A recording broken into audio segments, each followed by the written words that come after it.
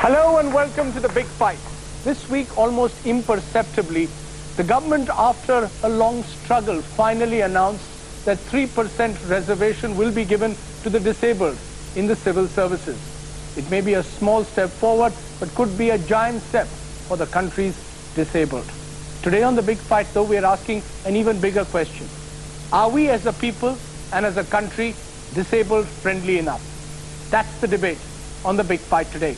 On our panel, Javed Abidi, convener of the Disabled Rights Group. He's really been the face of this movement for greater rights for the disabled.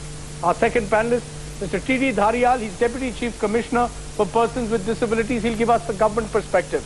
Also joining us, George Abraham, himself visually impaired. He's CEO of SCORE Foundation. He's been the driving force really behind a World Cup for the blind, which is now taken off across the world. We're also joined from Hyderabad by M. Satish, a civil services aspirant. It was his petition to the Prime Minister and to the courts that really has opened a window of opportunity for the disabled in the country. Also joining us from Mumbai is Mithu Alur, founder chairperson of the National Resource Center for Inclusion.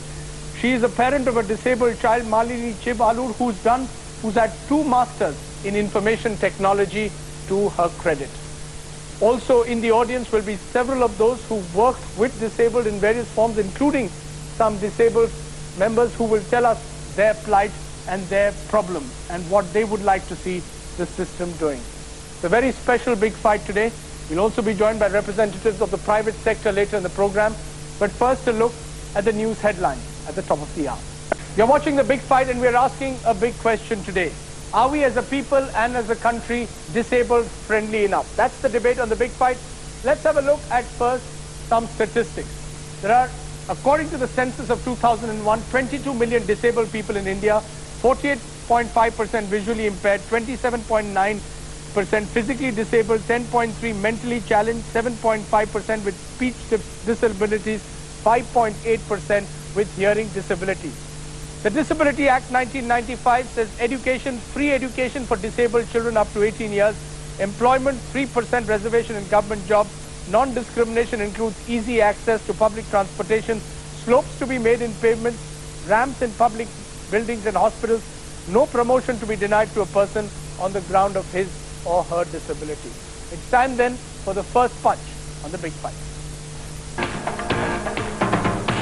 To throw that first punch, Javed Abidi, convener Disabled Rights Group. Are we as a nation and as people disabled friendly enough? No, we are not. It has been 57 or 58 years since independence. When I as a citizen of India look around, I find that most of the public places, including schools, colleges and universities, shopping malls, cinema halls, just about anything is completely inaccessible to people like me. When a disabled person cannot even step out of his or her house, then where is the question of whether it's education, whether it's employment, whether it's social living?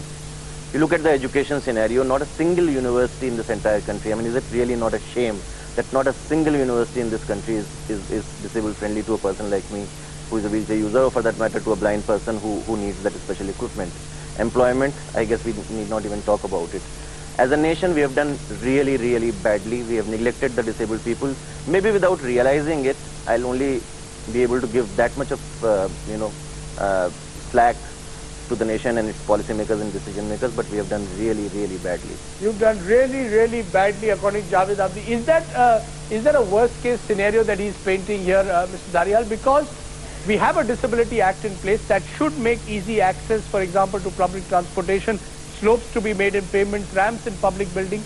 We have an act. Is the problem with the implementation? I think I will not completely agree with Mr. Javed.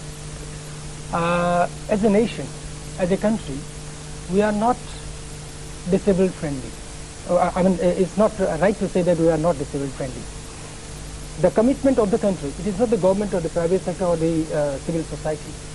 It is the commitment of the government is shown by passing of Disability Act, RCI Act and the National Trust Act. 3 acts are in place. There is legislation in place. The problem seems to be with implementation. Yes. Would you accept that?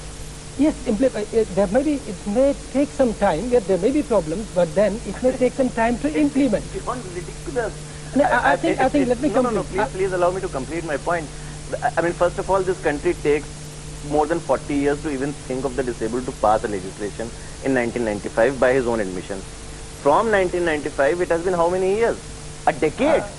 I mean, a decade to ensure that the buildings that are now getting constructed should be disabled friendly. Are you saying nothing has to changed in ensure this decade? Are you saying no, the I'm not, situation is... obviously I mean, not. are you painting a grim picture because it perhaps suits you as the convener of the disabled rights group to paint a grim picture to put the government in the dock?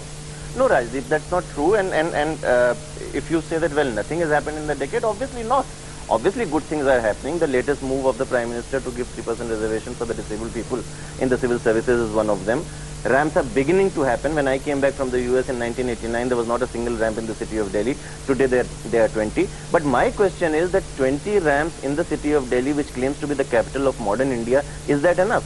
2 DTC buses, Rajdeep, out of 7,000 buses, is that enough? Will you accept that, Mr. Dhariyal? Javed Abidi was saying it took us so 50 years to pass the act.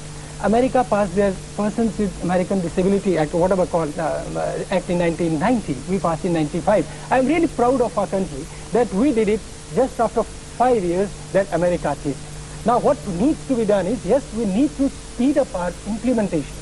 Now, in Delhi, coming to the ramps, etc., yes, there are inadequacies. You see the footpaths, they are not as they should be. But then the government has amended the building bylaws. In 2002, CPWD has amended, and now the new buildings should not be. Are you giving us a guarantee that every new building in this city will have a ramp? I cannot give a guarantee. You can't give that guarantee. But then, no, I'm part of it. That there is the Deputy Chief Commissioner of Persons with Disabilities in charge of the implementation of the Disability Act, publicly saying on a television show that he cannot give a guarantee. Then what is this law all about? See, okay, I'm going to come back to you because we just don't want to target the government. Is it about the government only, George Abraham, or civil society? It's very easy for us to target the government. Surely civil society, the builders who build these buildings, companies should have ramps. They should make it easier access to their offices. Why blame just the government? I believe that civil society is not convinced about the potential or even the worthwhileness of actually investing time or money or resources on disabled people. And that's precisely why for thousands of years in our society it took 1995 for the act to be passed. And I don't think government gets the entire credit for passing the act. I think they were prodded into it, pushed into it by people like Javed and other activists. So I think it is, in this country, Mr. Dhariyal might have a big list of things that they have done. But I believe that there are many, many more things that need to be done. Do you blame civil society, George Abraham? Yes, I do. Do you blame civil society? Do you believe that, for example, when you want to have a World Cup for the blind, how many people actually come forward and are willing to sponsor it overnight? Well, we had to struggle to get money for it. Let's talk about BCCI, for example. BCCI does not even look at us, meaning they don't have time for us. Whereas ICC has recognized blind cricket and women's cricket and so on. So I personally believe that the average man is not concerned about the disabled till such time his family is affected. I think that's the important point. Would you, as a parent of such a child, Mithu Alur, would you accept that in India we are not concerned about the disabled till it directly affects us, till it affects one of our family members? I totally agree with George that this is so. And talking about being imprisoned that Javed talked about, my own daughter is completely imprisoned in the house. She cannot go out because of the pavements and the lack of curbs. She cannot go to any public building. She can't go to a hospital. She can't go to a restaurant. She can't go to a cinema hall because there is inaccessibility. I totally agree to what George and Javed have said. But are you saying there is no hospital or a public place in Mumbai? It's all happening a little bit and it takes time. How much time does Mr. Dhariyal want? How much time do you want, Mr. Dhariyal? Shall we call you, I hate to be cynical, but will we have to call you again 10 years from now? And again you will say that, look, don't blame us, we are trying. I think the government doesn't have a plan. They don't have a plan or a strategy. I think I'll not be in a position to tell you how much time it will take. But then we are doing it. For example, I'll give you an example. Office of Chief Commissioner for Persons with Disabilities, we have been focusing 3 areas. Accessibility, education, inclusive education and employment. I'm going to talk about education and employment in the next section, but let's focus on accessibility. Commitment that just on accessibility. A single building to get constructed in the city of Delhi. You will demolish it tomorrow if a single public building comes up in the city of Delhi, or I mean, I'm not even asking you to worry about Bombay or Chennai because you are located here. Just take care of this city. No, I think I will have. You have the powers under the law. This program should serve the purpose of informing people what is being done, what needs to be done, what is the gap between the requirement and the that has been done. So I want to say that CPWD have passed the building bylaws that now onwards into August 2002, if there is a new building, it must have those accessible. Please listen, if there is any building coming up in Delhi or anywhere in the country, please bring it to our notice. Rajdeep, we've gone around the National Gallery of Modern Art. We've gone around fashionable shops like Fab India, West View. We've gone around Stopper Shop. We have issued them in accessibility check notices. We have also written to the Municipal Commissioner, and I don't see why we have to go around chasing them when it's already in the Persons with Disability Act. It's they who are contravening an Act of Parliament. It's a violation of the Act of Parliament, which talks about accessibility for every person on a wheelchair, not for people only like you and me who can walk. Right. George Abraham, you want to make a point. Yeah. As a visually impaired person, how difficult is it, your personal experience of traveling in a big city like Delhi or Mumbai, or actually getting accessibility? It is treacherous to travel alone. You walk on the footpath, you do not know when you're going to fall into a manhole. You want to get into something, you don't know where the staircases are going to come. There is no indicators. People think that only braille indication is good enough to make a building accessible. Today there was a National Steering Committee of Education which has been constituted by the NCERT, and there's one person in that who's appointed or nominated for special needs. I wonder how much do the people who are nominated to form policy actually know what the special needs are all about, because from person to person the needs are different and there should be sensitivity. Yesterday I was with SCERT. They said we have been forced to do inclusive education, but we do not know how to do it. Meaning, it's one thing to say we need to provide braille books, but you know, there's much more to inclusion than just providing braille books. Mr. Dhariyal, I just want to... No, just a minute. One more point. Yes. The point is, the Commissioner's office has been created to be a watchdog or a monitor, but in many states of our country, the monitor and the implementer are the same. I don't know how watching is going to happen. We're going to take a break because the other big question after the break is education and employment. What does our system, particularly the private sector, really do to provide employment to the disabled in the country? Much more on The Big Fight after a short break.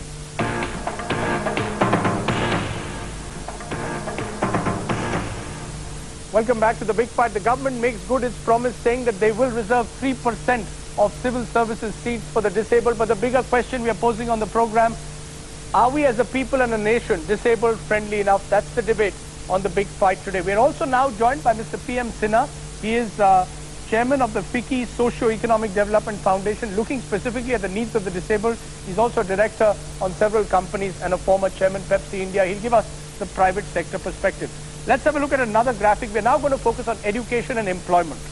55% of the disabled in this country are illiterate.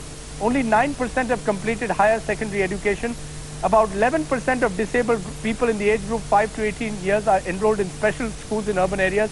In rural areas, it was less than 1%. Employment statistics, 0.4% of the total workforce, 0.5% of the force in the public sector, 0.28 in the private sector, just 0.05 in the multinational. Time now for our second round. We call this counterpunch. You want to defend those statistics first, Mr. P.M. Sinha. Just 0.05% in multinationals, 0.28% in the private sector. We attack the government, but the private sector is no better, sir. Rajdeep, I agree with you.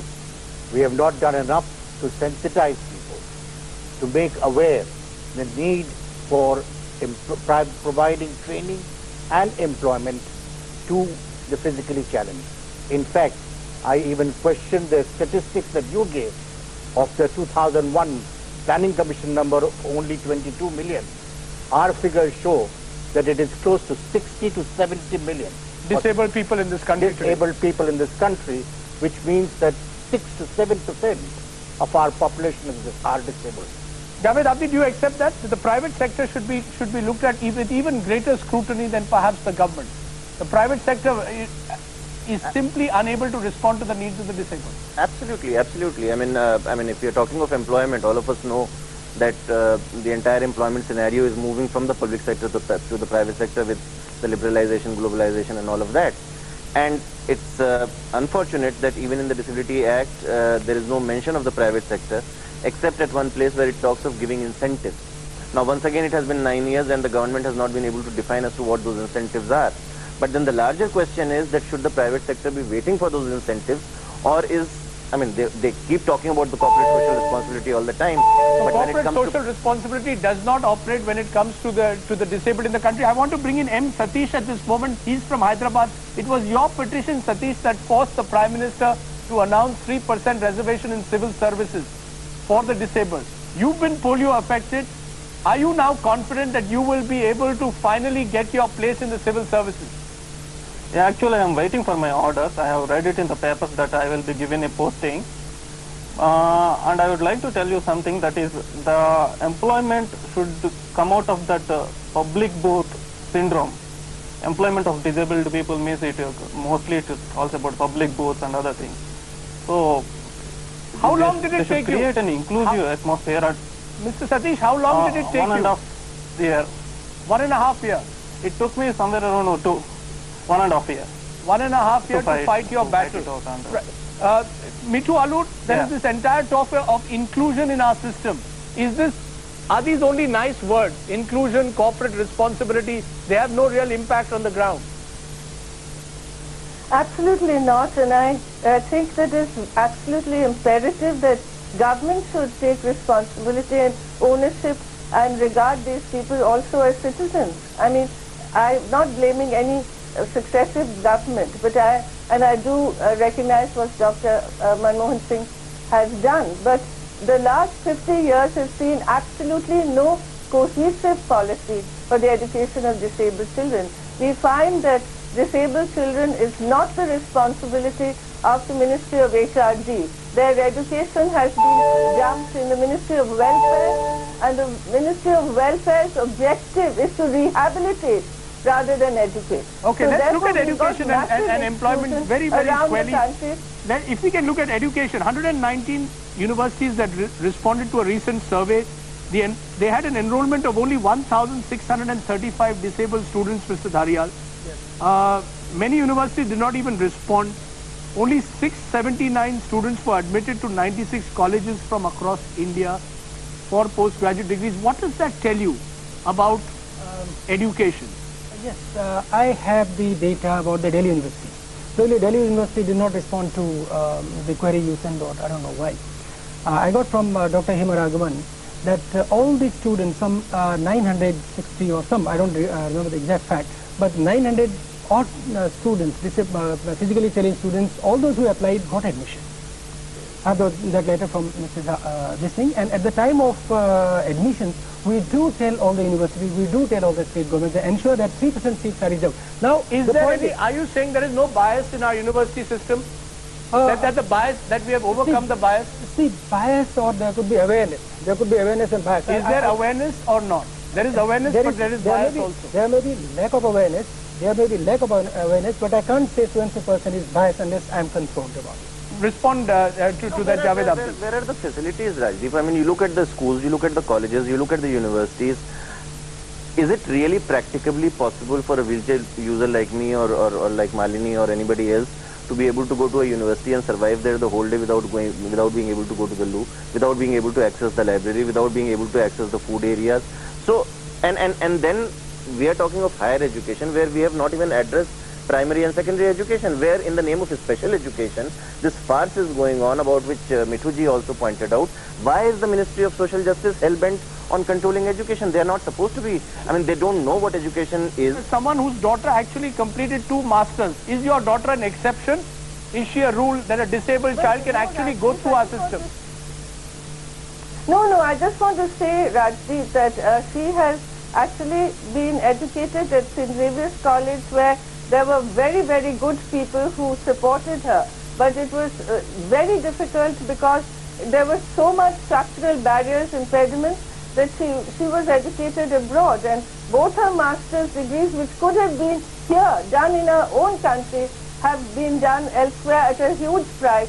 And now what has happened? She's come back to her country and she's imprisoned. And Javed says that it should definitely be the responsibility of HRD. I mean, why are we looking at higher education when actually we don't even have primary elementary education addressed? Right, Mr. Satish, how difficult actually to include their children? Mr. Satish, how difficult was it for you? The civil services exam, how difficult was it for you as a disabled person to actually compete? Actually, it was not that much difficult because I have been affected by right hand polio. I can use my left hand. But it is quite difficult when I was teaching for civil service aspirants. There are many of my students who are very much disabled, and there is a lot of mobility problem. And it looks sad for them. It looks sad that they are competing for which they will not be given anything. But now the things have changed, and they will be given they will be given employment if at all they compete and get into it. Right. Mr. Satish, thanks very much for joining us from Hyderabad and giving us your personal case. But Mr. Sinha, is there a glass ceiling in the private sector that somehow the belief is that a person who is disabled cannot compete with others on a level playing field? I don't think that it is so. However, there is very low awareness level. And I am going to attack you, Rajdeep, because media doesn't do enough about it. The fact is that when the calamity happens in this country, the media really covers it well and must. Having said that, the problem that we face is hardly ever covered in the media. I think there is a need for a major awareness program. Rajdeep, can I ask one question Yes. to Corporate India? When we talk of, I fully agree with what Mr. Sinha is saying, and as a person and as chairperson of SEDF, I know what he is doing, and we are grateful to you for that. But at a larger level, I mean, when we say that there is not enough awareness in the corporate sector, I don't believe that. I mean, when McDonald's or when Pizza Hut, when they construct their constructions in America or in Europe, I mean, I would be surprised if we can find one single McDonald's which will not be accessible to disabled people even in Singapore or Malaysia. But when they come to India, they break the rule. There is not a single place. When it comes to employment, I mean, look at the multinationals. Who are these multinationals? These are companies who have their origins either in France or in Germany or in Japan or in America, countries which have very stringent laws and quotas about the disabled. As a former chairman of Pepsi, is that part of the problem? You have different rules when you're in Europe and America, and different rules when you're in India. I don't think that there are different rules. Whether it's for the water or whether it's for disabled. Quality of water also in India is lower than it is in Europe and America, and the facilities for disabled are also lower in India. Well, I won't get into the argument on water because I don't agree. But having said that, there are no different rules, and the rules have to be followed. It is in the implementation that there is lacking. He says a McDonald's in Europe and America will have full facilities for the disabled, a McDonald's in India will not. I can only say it is very sad that McDonald's or any company does not provide this facility. In fact, Rajdeep, what is changing, and I'm hoping that through this program and many other programs, we will sensitize our corporates that the world is changing. There is a new area of activity in the service sector that is happening, where the physically challenged are going to be much better and loyal employees than the normal people. Okay, we'll take a break on that point. After that, we're going to look at the wider issue. How do you actually sensitize people to the disabled? Because unless you do that, this debate can't really move forward. Much more on The Big Fight after a short break.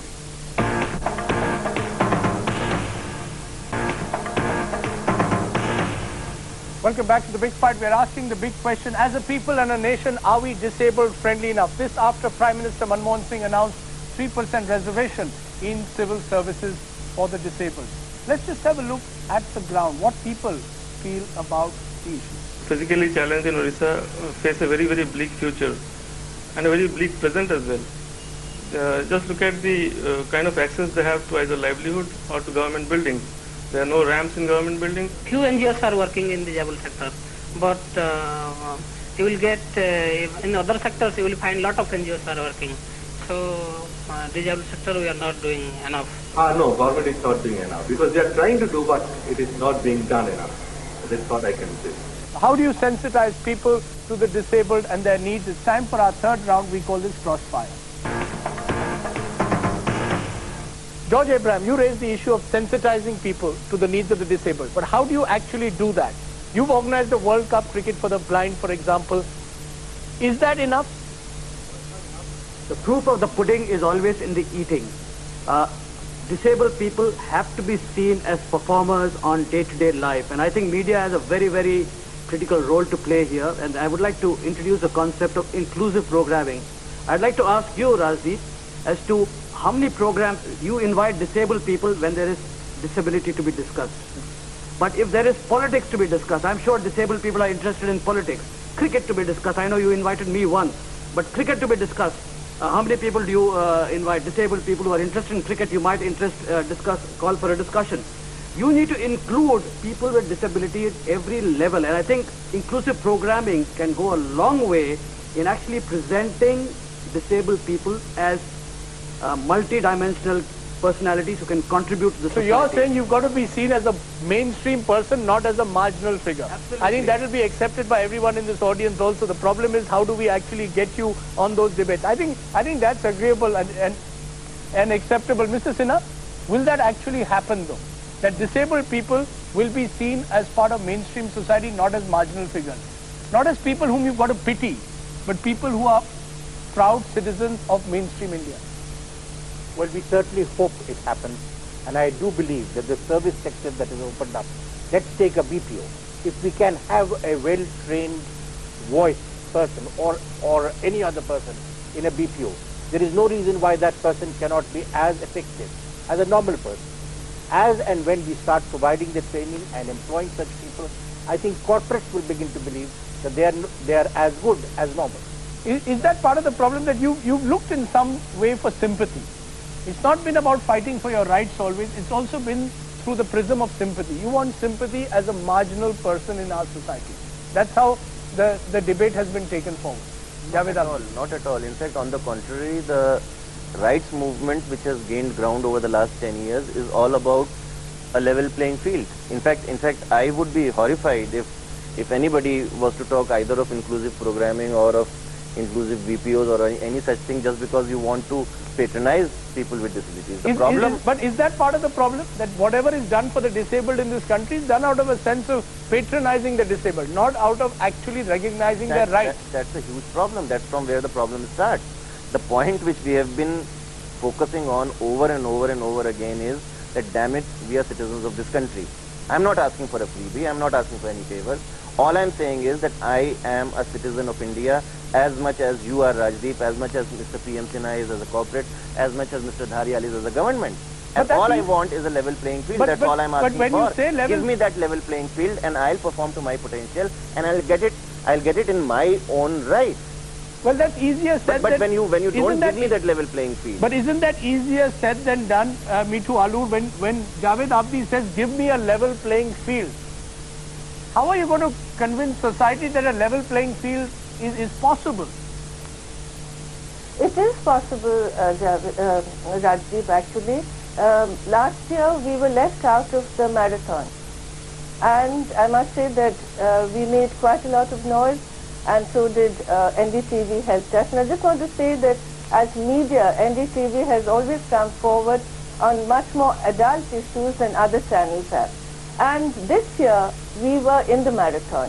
And I must tell you that simply all the cheers and all the accolades was given for people who were driving on a level playing field on their wheelchair. But bottom line, you have to shout. And I do not... let me get in, George Abraham. Do you have to shout and scream though, George Abraham, to get heard? Yes, indeed we have to. At least Mithu Alur admitted that NDTV is a bit better than the rest, but that doesn't necessarily mean that we are not the entire media here. But do you have to shout and scream to be heard? Every time we need to be saying something, we need to go 100 times to get something done, when a politician will get it done in a push of a button. So it is a major struggle even to do the smallest of things, you know. So even if you had to get a change done in the banking, or we got to get a change done in the transport system, we want to get our voice heard on media also. Like for example, we have our national cricket tournament happening in Jamshedpur. I wonder how many people will want to cover that. Right. Well, we'll make sure that we cover that in Jamshedpur. That's the only promise that I can. That's the only promise I can make you on this program. But Mr. Dhariyal, can I make a very brief point? Now, just a minute, Mr. Dhariyal, do you have to shout and scream to be for the disabled to be heard? Then they have to stage protests outside Parliament before the Disability Act is implemented. Not that. Rather than that, it is a demonstration of the potential. A demonstration of the potential of the persons with disabilities must be there. Unless people, because that attitudinal barrier is not removed. That is also a barrier. There is a pre-type, one attitudinal barrier, another the information and technology. Then you are saying you need to create role models. In a sense, you need to have more Malini Alur and you need to have more Javed Abidi. You are not convinced yet.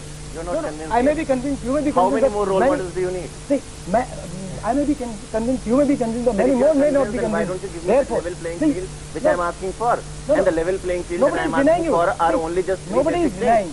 Give me access. Give me inclusive education. Give me equal job opportunities. That's all. It's all policy related. It's all law related. He's saying there are attitudinal problems, there are information problems. There's also a need for perhaps more role models in our society for India to be totally sensitized. There are role models. No, I'm really sorry, but unless you let me complete, it's no use. It's no use, spending time.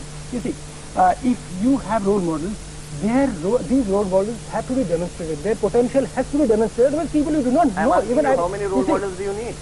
I'm not saying how many. For how many more years? If you are a role model, how many more decades? Javed Abidi, as a role model, must be demonstrated. People should see him. The belief. Saying is what Mr. Abraham said.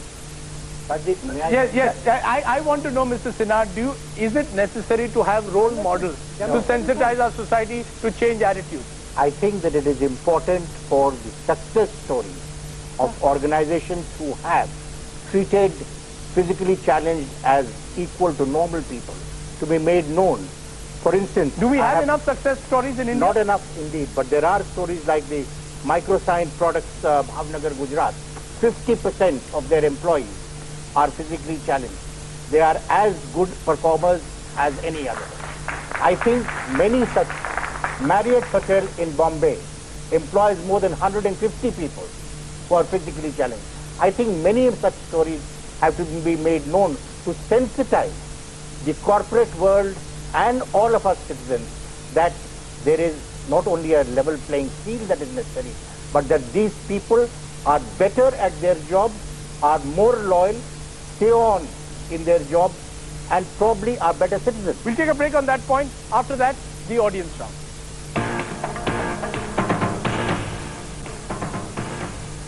Welcome back to the big fight, where we've asked the big question: as a people and a nation, are we disabled friendly enough?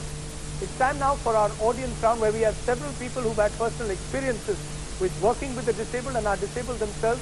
It's a round we call ringside. First, a lady here who actually works with the mentally disabled. Yes, ma'am. Well, I want to, we work with Samadhan with intellectually disabled children in the low-income areas of Delhi. And I want to make a very forceful point that in this here, everybody's been talking about disability, but it's always referring to physical disability. Mr. Sinha mentioned physical disability several times.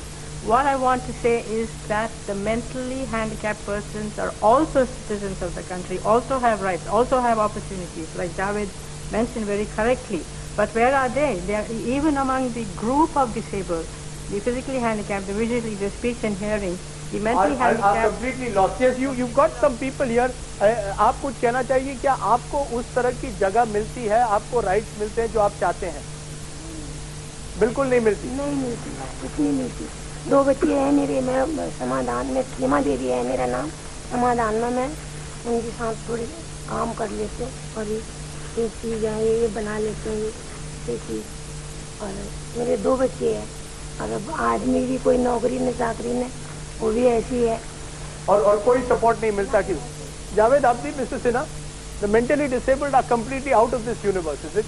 Even within the disabled, the focus is on the physically disabled. Would you accept that, Javed Abidi? I entirely agree. I entirely agree that in this entire discourse, people with mental disabilities, whether people with mental retardation or mental illness, are just simply nowhere. They are on the periphery, and so they are the nowhere people. They are essentially the nowhere people in this debate. That is another issue that has to be raised with the government, perhaps. Yes, the gentleman there in the cap. Yes. Well, till recently, as I understand from Mr. Dhariyal, the office of the Commissioner of Disabilities in Chennai was located on the first floor. Why did it have to take such a long time for the government to realize this point, whereas Mr. Dhariyal has been claiming so many statistics that he's been rattling out right now? So you're saying even the office of the Commissioner of Disabilities was on the first floor till recently. Is that true? Maybe. Okay. Javed Abidi, is that the case with several such offices, or is that an exception? No, that is the case with most offices, including their own office. Their own office was in Noida Allow me to complete. He asked me a question. I'm giving an answer. You don't agree that your office was not accessible at all. Your office is accessible, totally accessible to the disabled. More importantly, Rajdeep, okay, let's ignore that point. More important is that in majority of the states, and I think that point was made earlier by George or someone, that whoever is the Secretary Social Welfare has been given the dual charge as the Office of the Disability Commissioner. Now, isn't that an amazing situation that the watchdog and the culprit are the same people? Okay, the watchdog and the culprit are the same people. Let's get some more viewpoints. Yes, the gentleman there at the back. Yes. I'm a doctor in Apollo Hospital, Delhi, yes. And we are trying in our own way by building up ramps. A lot more needs to be done. But what I find for my patients is that a lot of equipment is required for them for their daily activities. We are talking about movement outside, we are talking about education, but their personal needs, the equipment required is very specialized, and it has to be individually tailored. All of us feel so disabled, in fact castrated, when we talk to a government babu. How many of you actually believe, let me ask this question to the audience and take an audience poll. How many people in this audience believe that we are genuinely sensitized to the needs of the disabled? Raise your hand. Only as a family. Only as a family. Only if someone in your family is disabled, only then are you sensitized. So that's hardly half a dozen hands were raised at that moment. Yes, the girl there, yes. I would like to ask, like as Mr. Dhariyal mentioned, that we need more role models. If you don't give them equal opportunities, how would they come out to show their potential? They should be given equal opportunities in terms of employment, workforce, everywhere. Javed Abidi says that there are role models in our system. It's not about a lack of role models. Do you believe that there are not enough role models? No, I don't believe in that. They should be given equal potential, and then the question of role models should arise. They should be first given equal opportunities. Let me get a few more points. Yes, the gentleman there. Yes, sir. The basic point is nothing is going to happen unless the general public clear their own minds and concepts about disabled people. We are going to talk over here, do a lot of other things which are going to come up in the air. Somebody says role models, somebody says more equipment, somebody says something. Can you imagine what happens? I'm a doctor. I've had a family who had a disabled child. The father did not even lift the child up till 5 years. How are you going to clear the perception in the Indian mind about disabled people first before we address anything else? As a doctor, how do you believe that perception will be cleared, sir? I think what we have to do is we've got to open out all avenues, like everybody is talking, for the disabled and accept them as normal. That disability is a hindrance. Suppose, please take it in this manner. A diabetic, do you point fingers at him? Right. I think you made a very, very valid point that unless we change ourselves and change our perception, this problem is not going to go anywhere. I think that is perhaps the large part of the problem. Yes, the gentleman here, you want to make a point, sir? I want to make 2 points. Yeah, sure. First of all, I have tried to get jobs from various companies, but I didn't because they didn't thought that a disabled like me can handle a computer. Now I own a computer company. You own a computer company now? Yeah. After having been denied a job in a computer company. Okay. And the same people are giving me work for repairing their computers. Now isn't that ironical? And the second point that I want to make is that the act that you're talking about, how many disabled people in India really know about the act? I think you made extremely valid points, sir, and I think if you were looking, if the argument was being made that there weren't enough role models, I think you provide a classic role model. Mr. Sinha, isn't that part of the problem that the private sector is biased against someone who's disabled? If he comes and says he can start, he can work on a computer, the first reaction will be, you cannot. And that's where the perceptual problem comes. The perception is that the disabled people cannot work on a computer. would an IIT or Aptech or any of these companies give him a job? Mr. Sinha, would you accept that? Well, I think to some extent you're right. And I think that it is... Some extent or great extent? To a great extent. To a great extent. And I would say that I would go back to what the doctor said earlier. I think we in India do not respect disabled people. And the point is, when I use the word physically challenged, I only like that word because disabled people seems to connote something else. They're not disabled. They're normal.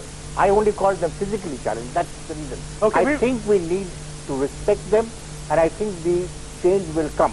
And I agree with the gentleman here that corporate India does not recognize that people who have the ability. Okay, we'll take a break at that point. We'll have one more audience round because we'll look at that crucial question. What is going to be done in this country from now on to ensure that there is greater respect for the disabled? What will be done to really provide them with some kind of a level playing field? You're watching The Big Fight.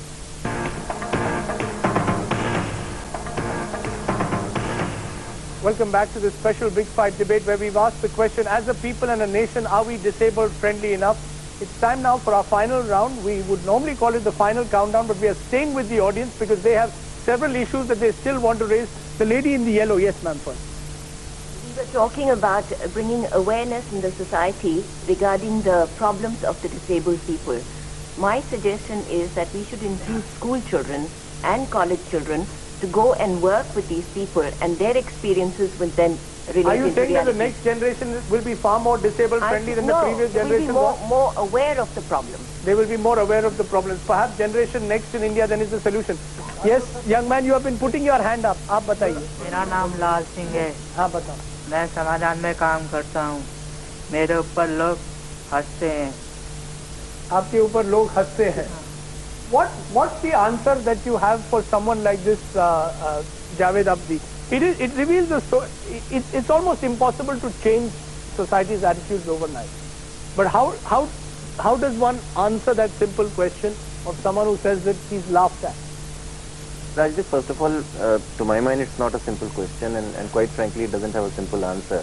The issue at large is the same about which everyone is talking, and it's about prejudices, it's about stereotypes. And you have to then get deep into it to understand as to from where is that prejudice, from where is that stereotype arising.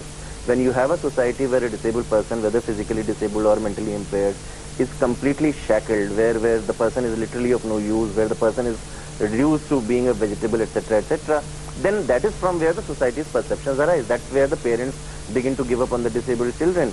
Not correctly, wrongly, but it's a complex issue and it has to be dealt with in a serious manner. So how do we really get away from the stereotypes? That perhaps is the question.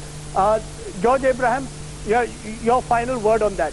How do we break away? No, I'm getting you in a moment. George Abraham, final word from you first. The more you see people like this, disabled people in your day-to-day life, in your day-to-day activity places, in your place of work, in your school, in your college, in your shopping malls, who are working with you, working shoulder to shoulder to you, only then, it's like a fat person comes to your class in school, you all start laughing at them to begin with. But after 2 weeks, you just forget about it because he becomes part of the mainstream.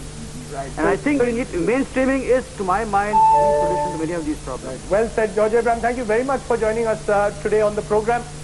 Mithu Alur, how do you break prejudice and stereotype? How do you now change perception? Final word from you. I've been working in the slums, as you know, Rajdeep, and it has been a very exciting experience. But what has been very painful is the institutionalized discrimination that is coming right from government, from top down. So you don't see in the ground level children being accepted in a simple program like the ICDS, which is the world's largest preschool. So I think it's the structural barriers that we've got to break. We've got to have, right from that child level into the school level, children growing up together. And children have to be a part of each other. You can't break them away from each other because segregation will breed prejudice, fear and apprehension. So mainstreaming, don't segregate children, make them part of mainstream. Mr. Sinha, is the solution then that private sector will finally recognize that the disabled can be part of the mainstream? Absolutely. And not only that, I'd like to go ahead and make a point that when we start employing more and more people in the corporate sector, a training program for the normal people to accept and recognize that the others who are joining them in the workforce are as normal as they are. This will have to be carried out. And I think that that is what the Social Economic Development Foundation of Sikkim, which we are now addressing full-fledgedly on this training of both disabled as well as normal people. Right, sensitizing them. Mr. Dhariyal, I know you've been under target throughout this program, but that usually happens with being in the government. But do you actually believe that the government now is far more sensitized than it ever was to the disabled? And what's the one thing that the government will do now to ensure that this process is taken forward? Just one thing at the end of the program. I think we have to work for an inclusive society. More people, disabled people in their day-to-day life, as Mr. George said, that will give that will demonstrate their potential. That will demonstrate that yes, they are not different from us.